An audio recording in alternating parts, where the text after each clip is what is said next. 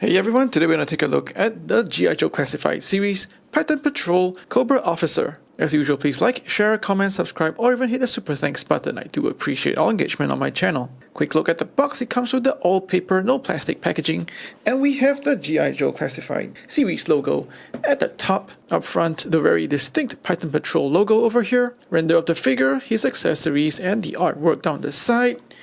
Down to the bottom of the box, some product information and the UPC code. Down the first side we see a QR code as well, and on the back of the box, a render of the figure together with all his accessories and a couple of focus on the features on the figure. Some more product information at the bottom, and finally on that last side we see a larger version of that artwork. And of course he's number 97.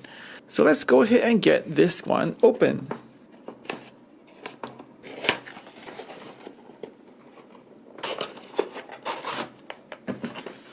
The figure comes packaged in a cardboard insert with the rest of his accessories and weapons in this paper box. Inside this paper box we have all his accessories in a usual waxed paper baggie. We take a look at his accessories out of the paper bag. He's got a black pistol that's got quite a retro design, and a dagger cast in a red plastic with silver paint for the blade, holding both weapons just fine in his hands. Also storing the pistol away just fine in that holster on the right side of his belt, with also a sheath on his left thigh for the dagger. He comes with two rifles cast in black plastic. The larger one has green paint applications for where he has the pistol grip. Both rifles have removable magazines, easy enough to pop them off.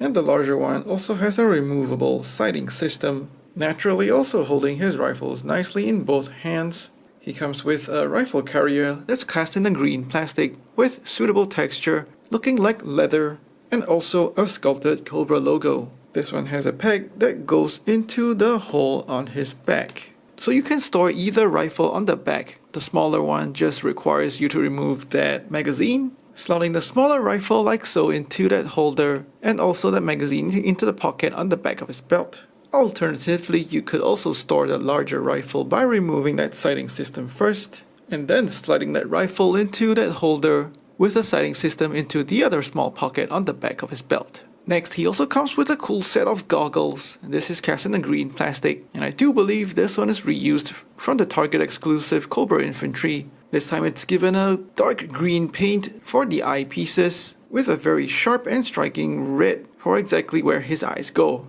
I like how the contrast really stands out, giving you that look of his eyes looking like those from snakes, and you can see the ribbed texture on the rest of the band that goes around his head. He comes with a light grey helmet with darker grey paint for a bit of the panel designs on it. This helmet is easy enough to pop onto his head, and it's a nice snug fit.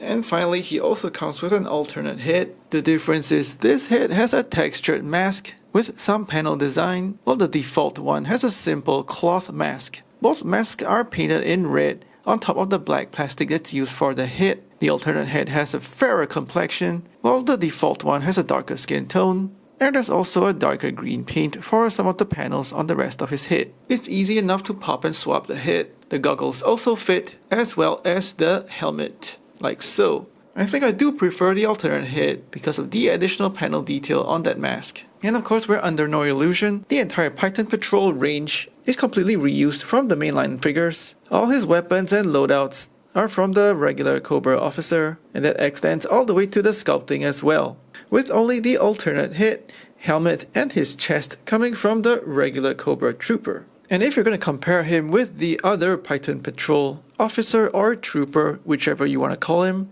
the main differences are of course his additional goggles, his alternate head, the different helmet, and the different forearms, on top of course, the different color scheme and paints. Taking a closer look at his painted details, I like how most of his body is cast in the black plastic, with a darker grey for a couple of panels on his torso, and that darker color scheme lets the brighter greens and yellows on the straps and webbing really stand out, and gives this officer a very unique and eye-catching look. Aside from the brilliant paintwork that I've spoken about on his head sculpt, I do like the very sharp yellows on his straps over his shoulders, with that diamond pattern as well, really bringing your attention to it. The yellow on the belt also really pops, with a darker green for the buckles down the middle. I do like that eye-catching red Cobra logo once more, painted on the grey plastic that's used for his upper torso. Moving on to his arm, I also do like how the lighter grey plastic of his gloves contrasts against the darker blacks of the rest of his uniform. The rank on his sleeve looks really nice as well. The reds, blacks and yellows once again making this part of his arm looking really eye-catching. However, when we zoom into that Python Patrol logo over here, you can see that it's a little messed up. So that is a little bummer to me.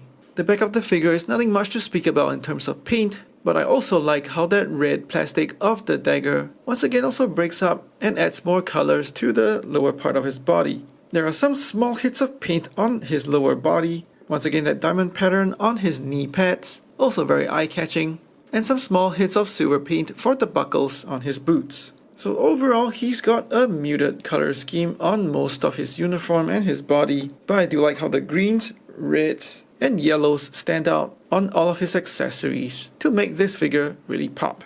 Moving on to his articulation, and I have several gripes about the way that the figure feels. It makes me think that there's maybe some slight mold degradation or some lapses in the production process. And I'll describe that in certain points of the articulation. But for the most part, his articulation works well. He's got a ball hinge at the top of his neck and a ball joint at the bottom, so he can look down very well, also looking up with good range. The head spins 360 of course, and you can combine both joints to cock his head sideways. He's got butterfly joints at his shoulders, so he does pull them forward that much, and also backward that much. He's got a swivel hinge at the shoulders that go 360 and also go out beyond 90 degrees. Upper bicep swivel for swinging out and in. Double hinge at the elbows, and you can still see those pins visible. Would have been nice for them to conceal it with some new sculpting, but it still works and bends beyond 90 degrees. Swivel at the glove and also swivel at the wrist. His left wrist comes with that up and down hinge, but this hinge is the first joint where I feel a little bit of that gumminess. It's kind of stiff and hard to get any more range out of it. Definitely feels like a lapse in production quality or maybe some mold degradation. The same can be said of his right wrist, which has a hinge that goes in and out instead. That range also feels quite limited from that stiff or gummy joint, and doesn't really work quite well compared to previous releases of this Cobra Trooper or Officer body. He's got a mid-torso hinge that's well disguised by the webbing, and that hinge combines with the ball joint at his waist, so you can bend him forward a very good range as well as backwards. That ball joint at his waist lets you tilt him sideways and also gives you that 360 spin all the way around. And now we're looking at the ball joints at his hips, and this is where once again I don't like how it feels, especially on the right side. You can see how it sticks out unnaturally, and the only way you can get his legs to go closer is to use that drop down hinge.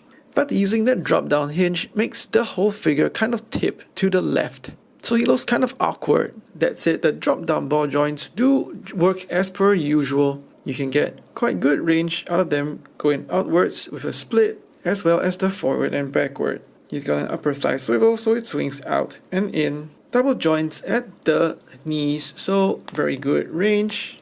Kicking all the way back. Swivel just above the boot for 360 spin. Ankles do tilt a good bit of range going up that much and down. And finally a very functional ankle pivot that goes out as well as in.